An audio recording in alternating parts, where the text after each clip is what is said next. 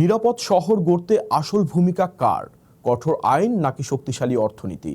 যুক্তরাষ্ট্রের কয়েকটি শীর্ষ নিরাপদ শহরের উদাহরণ ঘিরে নতুন করে উঠেছে অভিবাসন নীতি নিয়ে বিতর্ক।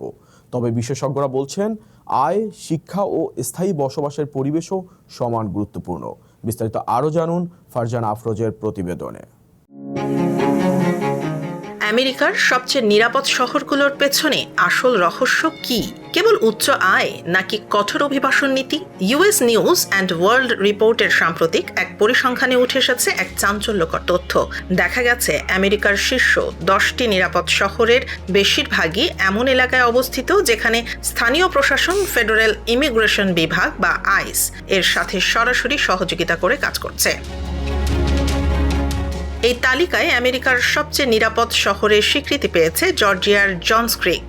2024 সালে Georgia criminal alien track and report act অনুযায়ী এখানে স্থানীয় পুলিশ আইসের সাথে 287G চুক্তির মাধ্যমে অবৈধ অভিবাসীদের শনাক্ত ও বহিষ্কারের বাধ্য। এমনকি কোনো এলাকা আইসকে সহযোগিতা না করলে তাদের সরকারি ফান্ড বন্ধের বিধানও রয়েছে।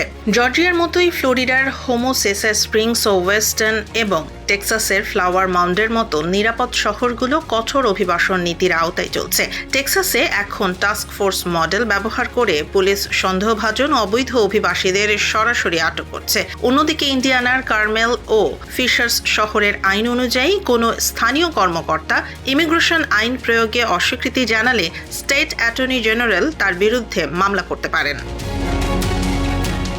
তবে বিশেষজ্ঞরা বলছেন কেবল আইসের সাথে চুক্তির কারণেই এই শহরগুলো নিরাপদ নয়। উচ্চ গড় আয়, মিক্সড ইউজ এবং বাণিজ্যিক আবাসনের অভাব এবং ভাসমান ভাড়াটিয়া না থাকাও অপরাধ মুক্ত পরিবেশ ধরে রাখতে বড় ভূমিকা রাখছে।